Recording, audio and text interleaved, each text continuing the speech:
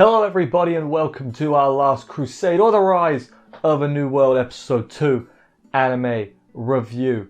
Gonna be honest, I'm really enjoying this. I probably shouldn't be really enjoying this, because considering it's, it's fantasy crap, but it's good fantasy crap. That's the kind of stuff I like.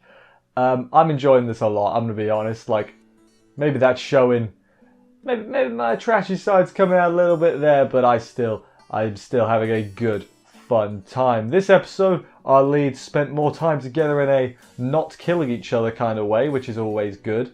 I think they're making the show for me. Outside of them, I struggle to remember everyone else's name. But Iska and Alisu, they're my goats right now. Let's just go with that. Anyway though, let's crack on with the episode and see exactly how everything went down and do this thing.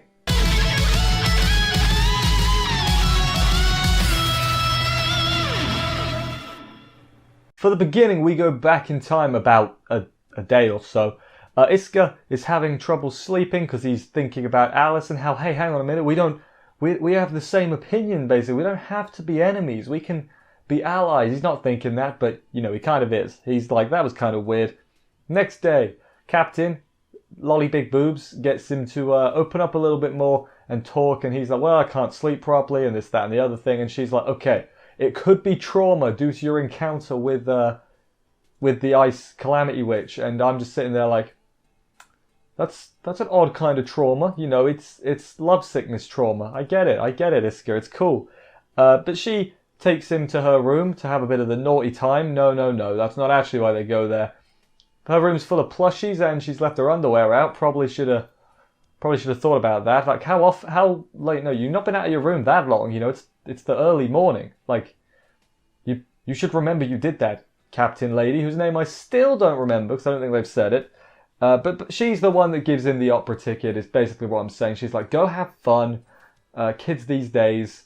Go have fun at the opera and watch this play. I've been 9 times out of 10 or something.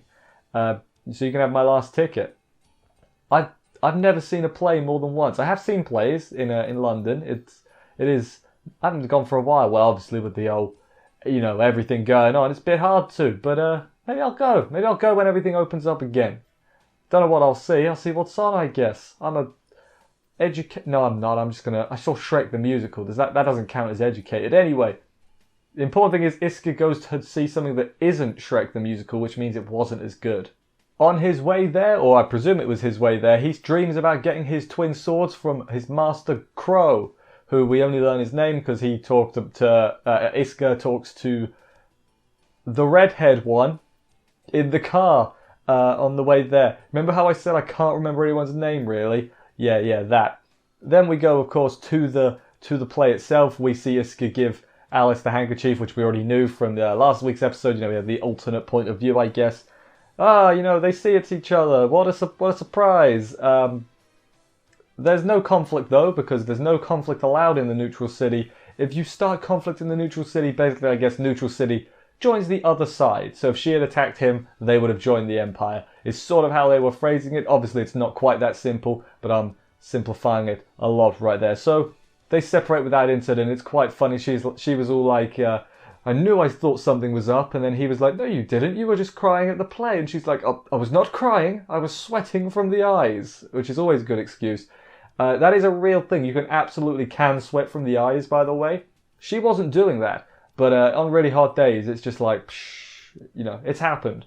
It's definitely happened. I swear, I don't just cry when it's hot because it's unbearable. It's real sweating it's a real thing. After the near miss at the opera house, they go their separate ways. Iska waits for them to leave before leaving himself. Didn't follow them because he's a gentleman and not a stalker. At the restaurant, though, the waitress informs them that because, they'll have to eat with somebody else because all the tables have been booked. Yeah, you can see where this is going. We all can see where this is going. We're not idiots. So yeah, they have to sit with Iska, who got a 4-person table for himself. Iska, what the hell? That's a bit... Come on, man. I guess you probably got money, but what are you doing? They're planning to be careful. They're like, all right, we can't let our guard down and everything. And Iska's like, I'm standing right here. You're not even whispering, really. You're just speaking a bit quieter. I can still hear everything you're saying. When they reach for the menu, they bump hands, like they do in those cheesy romance movies when they reach for the popcorn. You know what I'm talking about, lads and lasses, maybe. I don't know if there's any lasses watching, but whatever. They order the exact same food, the exact same way. Like they have like the same sugar, whatever, for it, which is, and then they like look at each other like, nani? Like, that's a bit weird. It also turns out they like the exact same kind of pasta. Rin disagrees, and in doing so, caused the alliance of the century to be born. All for this. Imagine like this. How did you meet Mum, Dad? Well, we fought for a bit, and then we found out we liked the same pasta. And that's how it happened, That'll be an interesting season of How I Met Your Mother. Like, you can see it now. We can see it now. They finished that show, didn't they? I have no idea. If you couldn't tell, I am not up to date or into those shows at all. But, yeah, so Rin calls that. Later on, Rin tells Alice, hey, keep today a secret. Probably shouldn't tell them that you were getting all buddy-buddy with the Kirito clone, okay? And Alice is like, it's your fault, Rin, for causing the alliance. She's still got the handkerchief, so presumably she'll give it back to him at some point. Be like, I washed it and everything, and he'll be like, oh, thanks, that'll be nice. Hopefully not during a great old battle. However, problem though, neither of them can get to sleep. They're both just like, why can't I sleep? Which, insomnia, real thing. Take a sleeping pill. I should do that. I struggle to sleep myself, so I can understand their sleeplessness. Not for the same reason, it's just hard to sleep. You know how it is. I know how it is. We all know how hard it is to sleep. Iska has a dream the next day about his train getting attacked by monsters. He fought a few off, but there was a lot of them. And then a mysterious blonde girl with ice magic saved him. Gee, I wonder who that could have been, And Iska just wakes up like, man, that was a weird dream. Like, Iska, you stupid or something? Because that's the way it's looking, for definite. Basic training with Iska and friends, basically, they're running through a desert area with some water. There's a person that shows up, I forgot her name, I wrote it down, Rissia. Rissia shows up and tells them, hey, you're under my command the next mission, guys, that'll be fun. And then she also finds out Iska's had trouble sleeping, so she hands him a ticket for an art exhibition, and I'm just like, oh, he's just like, oh, I guess I can do that, whatever, he's like, neutral city again, he's like, there's no way it would happen again, would it? Or was that later on? That might have been later on. But you can see where this is going, can't you? Again, I'll say the same thing. We can all see where this is going. Alice meets with her mum, and then they talk about some lore stuff. So there's this crystal thing, which I guess the founder is in. The founder had a twin sister who was the first, queen, I think. And then she died. The Empire thought, hooray, the Grand Wizard's dead. Or the Grand Witch, not the Grand Wizard. What was she called? I haven't wrote it down. That's not good. The founder is still alive, though. She's, encased in crystal, whatever. However, it started to crack. She's awakening. Why is she awakening? Well, it's because of the fight between Iska and Alice. Presumably, his sword, Iska's sword that can use the magic, is probably somehow linked to her. And because he's using it with, using her magic with his sword, that's sort of waking her up. That's sort of what I get from it. That's what they implied. I could be wrong, but that's what I think anyway. Alice, though, not allowed to go into the battle anymore. She's like, refrain from going into battle, Alice. That's how her mum sounds. So she decides, you know what? I'm going to go neutral city again, and I'm going to have a good old time and have some fun. And Rin's just there like, again? He's basically saying, you probably shouldn't be going to the neutral city. Bear in mind, she is like a princess as well. Imagine if just every day people were just princesses, just, oh, I'm going to go to the movies, just with no guards or nothing. I guess Rin's there, but I guess most princesses aren't powerful ice witches, so I guess maybe my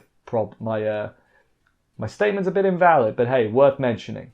Wouldn't you know it that Iska and Alice run into each other again on their way to the art thing, and they're just like, okay, you're following me, right? And he's like, I'm not following you, man, I just like art. Alice decided to go down a back alley a different way because she didn't want to walk with Iska because that's wrong. And Iska's just like, oh, all right then. He's ever the gentleman. He's just like, all right, I'm just gonna go. I'm just gonna go see some art. She ends up getting lost because of course she does. And she's like, that's not good. Iska finds her though and is like, yeah, I looked through most of it already, but I didn't see you, so I figured you're an airhead and got lost, so I come to get you. And that he did. He took her there after not very much, arguing. She slipped up and said she's a princess, so he's like, so you are a princess. And she's like, oh crap, I shouldn't have said that. But it's fine. Art has no borders, is a thing they say a couple times, so it's fine if we look together, and they do. Iska is good at observing and breaking down art. In art class, right, like later art class, they were like, what did the artist trying to express with this? And I'm like, man, he just drew a penis. I don't know. So yeah, he's a lot better at that than me. He probably got an A grade at art. Iska should have been an artist. Maybe not an artist himself, but he should have been one of them reviewers, an art reviewer, instead of a soldier. Once again, she does share his opinion. However, she stops herself this time. She's like, no, I'm not going to say it. I can't say it because we're meant to be enemies, damn it. They have a sit down, have some drinks. He tells her he's 16, and she's like, well, I'm older than you. Doesn't say her age though, so... And because Iska's a gentleman, he's either a gentleman or not a gentleman. That's what we've learnt this week. He doesn't ask her age, because, yeah, you don't do that. You won't ask a lady her age. I would guess she's about 17, 18, based on my eyes. And that's all I could probably look it up. They probably have put it somewhere, but I'm not... It might be an important plot point. Who knows? So I'm not going to look it up. He fell asleep in their conversation, then falls on her. It's quite cute because she's like drifting off. She jumps up. It's like, oh no, I've let my guard down. And he just like falls on her like, oh, I'm asleep. And she's like, idiot, I could just kill you right now because we're enemies. But they're not enemies. They're they're not best friends. They are childhood sweethearts, probably, based on that dream, is what I'm going to guess. Also, there's a post-credit scene basically saying, hey, if Iska kills her, Iska gets to be a saint thing again. What are they called? I wrote it down. I'm going to check, actually. A saint disciple. He gets to be one of them again if he defeats Alisu. So my guess is he's going to be like, I don't need to be a saint disciple if I have you. And they're gonna hug, and it's going to be great. After all this, you think they'd be like, hey, I like hanging out with you. If only there was a place they could hang out where it was okay, and they could meet up in secret, like maybe a neutral city or something. Maybe that would be kind of nice if there was a place that existed. Real shame that there's nowhere that convenient. Yeah, that was the end of the episode. This is a guilty pleasure, this show of mine. Like, I recognise it's not 10 out of 10 absolute greatness, going to change your life quality, but I'm having a good time, and that is all I can really ask for, is a good time. But here's a question though. What was my favourite part of this good time? Well, let's have a look, shall we? So my favourite part from sort of throughout the episode is just how well the two of them, Iska and Alice, mesh together, because they are very alike, and it's cute, and it's adorable. How quickly they turned on Reen when she was an anti whatever their pastor was. Very good. The fact that they agreed, like the art thing they agreed. They almost agree on too much, but it's going to be funny when there's one thing they don't agree on. In fact, they are very similar. They're like, yeah, peace is good. Let's be doing that. And then also pasta and whatever else it was they ordered. That was good too. I like it, Sort of think Reen was she should have been a bit like, well, this is weird, seeing how similar they are. It was... I hope we don't spend the whole 12 episodes with them fighting and then only at the end realise, oh no, I like you actually, let's be friends. I hope they become better friends earlier somehow. We need a third faction here, the everybody is equal faction, I guess. They can leave that. I don't think Iska's going to become a saint disciple again. I don't think he's going to kill her or, defeat her and become... Because I don't think he wants that. Maybe that's just me. I don't think he wants that. I think him and his friends should leave somehow. Maybe they'll seek asylum in the other place. Who knows? I certainly do not. Anyway, thank you everybody for watching this review. I hope you enjoyed it. If you did, please consider subscribing and stuff. For more reviews, that would help me out a lot. I will see you next week for another episode of this. Take care, and bye guys.